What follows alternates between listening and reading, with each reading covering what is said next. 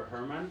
We had a conversation last time about religion and world peace, and we started the conversation by asking, is there something wrong with the religion? Is it causing wars and conflicts, or is it not religion?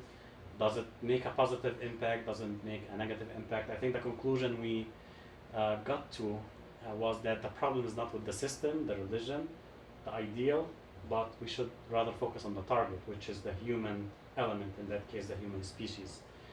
And I think now we come to an even harder discussion. Yes. At least we're shifting the focus. Instead of focusing our attention on fixing the system, we want to look at the target, how to do something to this target that will make it more receptive to the positive aspects of religion or philosophy or any other belief system.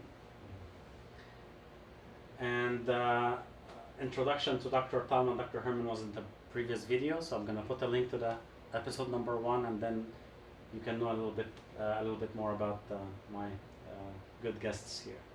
So let's delve into this very difficult discussion of dealing with this target, because the world is a mess now.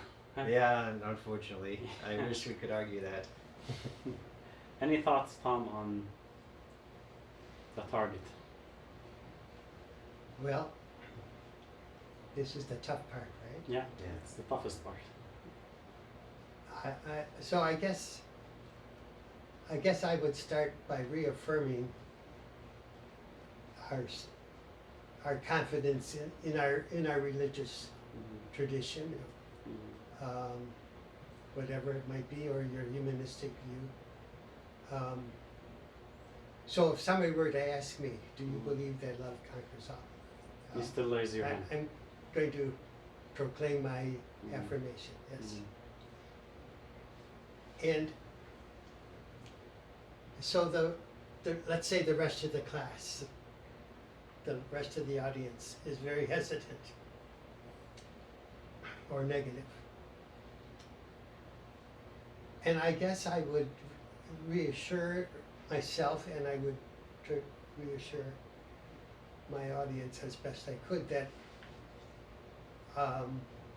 sometimes times are difficult in your life and in the broader aspect of the whole culture.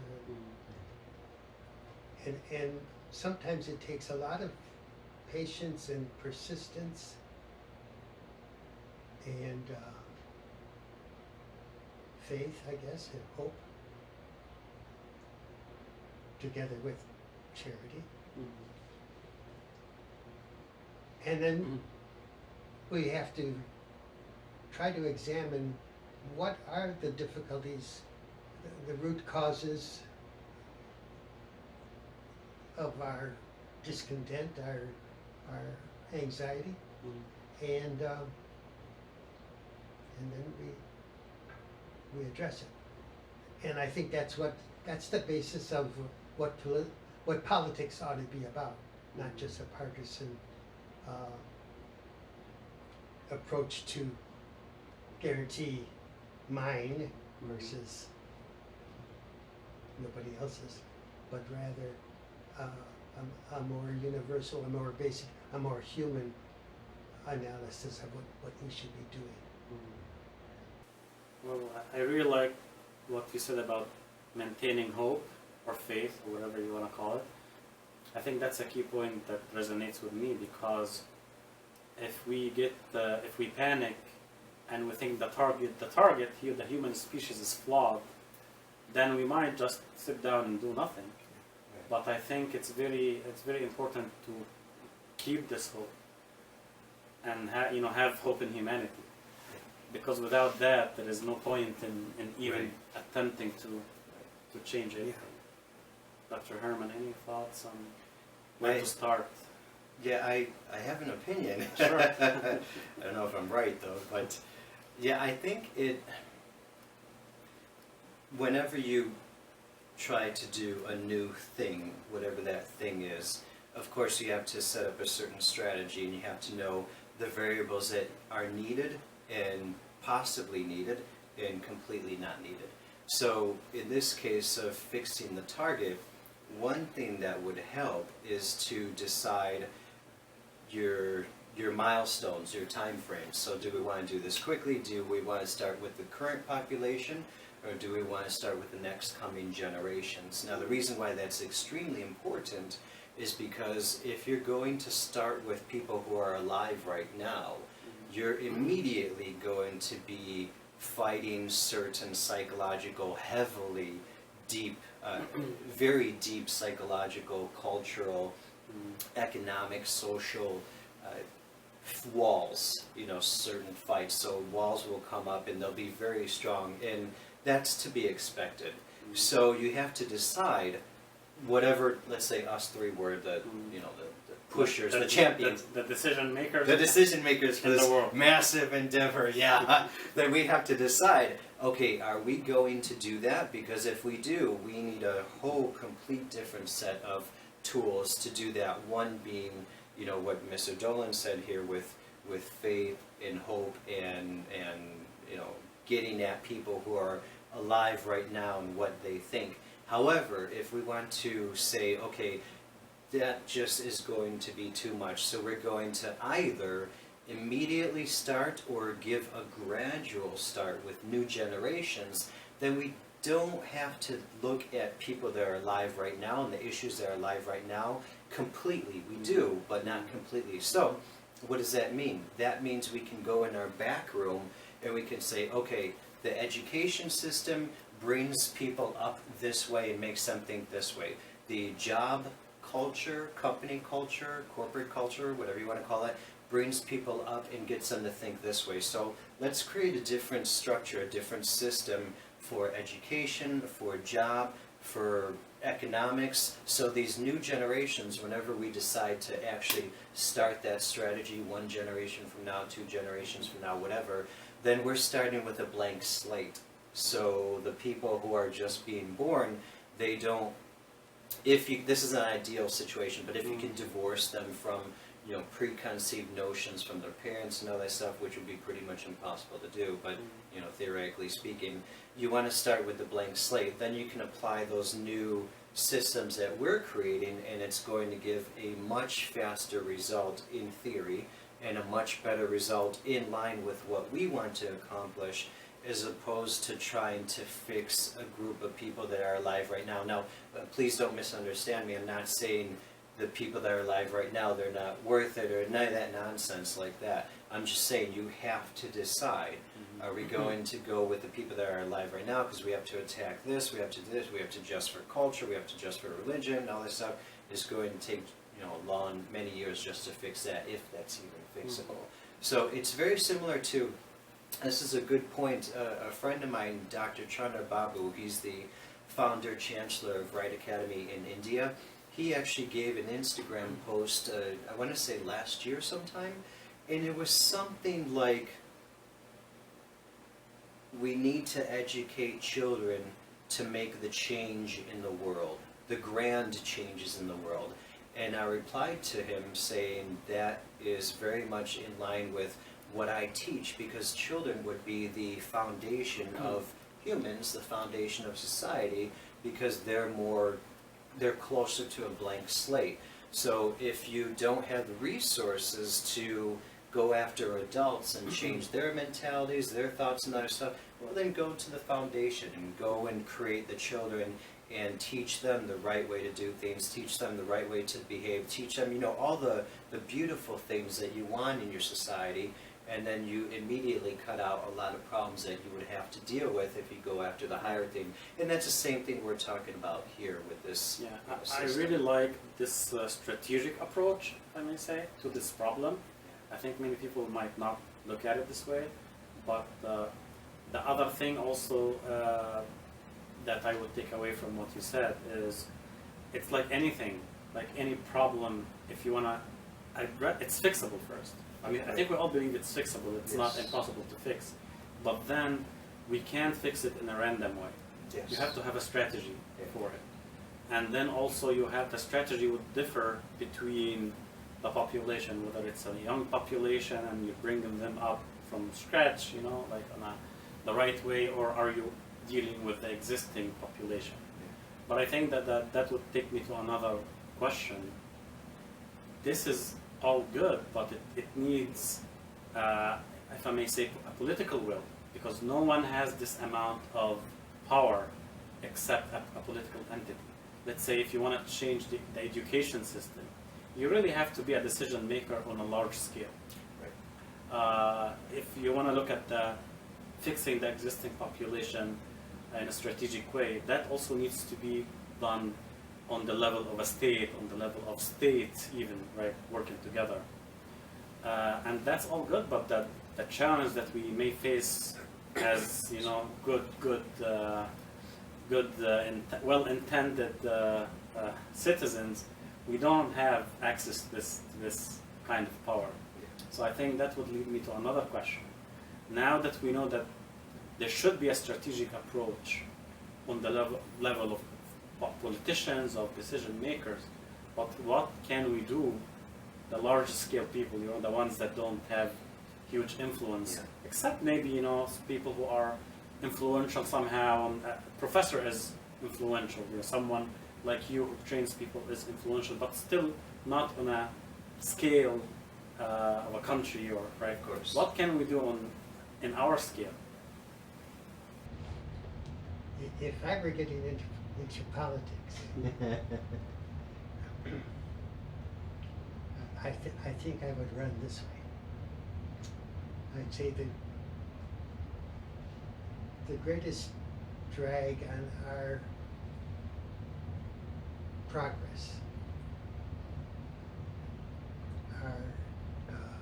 is the partisanship that we divide ourselves in. We divide ourselves, and we let our own immediate interests and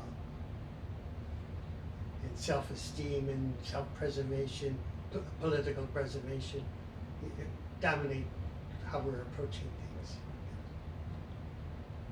So I would create a new party, and I would call it the No Party Party. Ah, nice.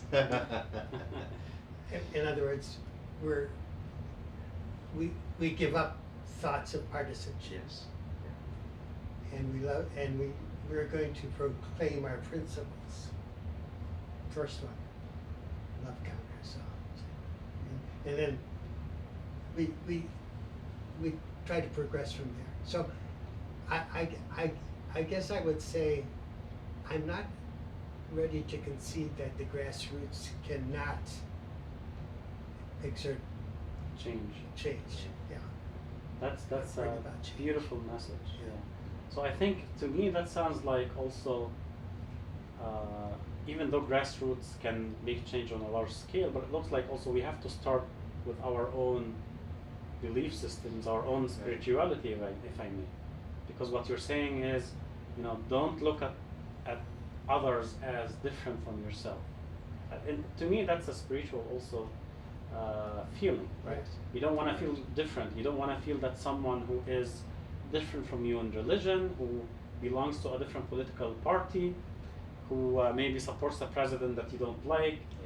I think starting with ourselves is try not to feel this way towards someone who is different from us, whether it's politically or religion or anything, someone who adopts a different thought from us, even if I think it's bad, right?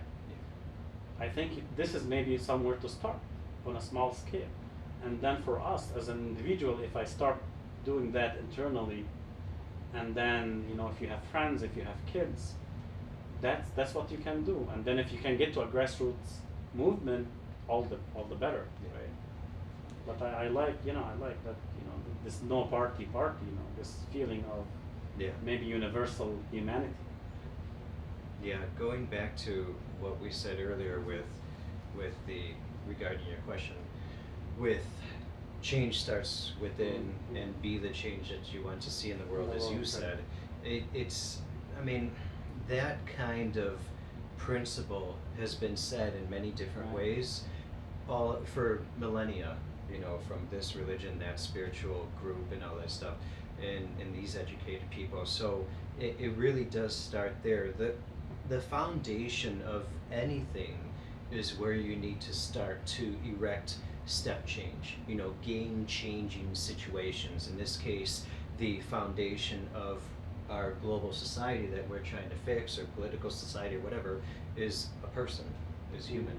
So if you expand upon that, if you extrapolate upon that, then, well, if a human is the foundation of what we're trying to change, this entity we're trying to change, then that means that human must change first, and that falls beautifully in line, interconnected with this principle of be the change in yourself first. And it also falls in line very well with what you two just said. Yeah, do the change, be the change you want in yourself first, and then pass along to others through your children, as you just said, through your friends, your environment, your neighborhood, which ideally, in turn, will build up to a grassroots movement, whether it's an official grassroots movement, or just something that is organic, and then all of a sudden, whatever, X amount of time later, you hear a news story where, well, you know, 100,000 people have gotten together, and there's no name to this group, there's no name to this grassroots movement. It's just people who are trying to change the world, you know, and it all starts from the foundation. What's the foundation? It's the human. Okay, how do you do that? By just changing yourself and letting it bleed into society. I think that's a very, I don't know, it's fascinating conclusion, if I may say. To be honest, when we started this conversation with this huge question, world peace, and you know, it sounds like something impossible to even find a solution to. But I think the way, you know, we discussed it, I think we have a solution for world peace. Honestly, I believe so, because anyone who's angry at anything, if you're angry at politics, if you're angry at that religion, or you're angry at, start with yourself. Yes. I think that's a very powerful message to anyone who is angry at anything in the world. Yeah. And that's a solution. That's a valid solution, because that's something within our control. Yeah, right? absolutely. Because if you try to change something that's not within your control, you're not really doing anything. Yeah. Right. Exactly. Just break it down to the basics of the parts that you can accomplish, strategize it, then you go into the specificities and expand from there. Well, this I do, this I do, this I do. Yeah. But of course that would lead us to an even more detailed discussion now on how do I change myself, right? And I think that would take many hours of psychological discussions, right? And the human system, the human psychology is not simple. Correct. It's very complex, right? Yeah. And changing oneself is not something that can happen overnight. Yeah. And I think that's something that we can take away also. Even, let's say someone intellectually agrees, okay, I believe that yes, that change should happen with me first. But realistically, as a human being, I would then go out in the world, I would see someone from a different group, different religion, I would feel something negative, right? So it's not going to change overnight. I think it's a big accomplishment enough if at least I acknowledge that change starts with me as an individual, but also acknowledging that change will not happen overnight. And it's okay, because I'm human, I have flaws. It's okay that I will fail and get up again.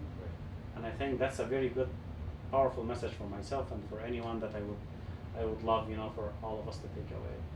And thanks so much for your time, Tom. Thank you. Herman, you honored me, and hopefully we'll get to have more enlightening conversations. Thank you. Thank you so much.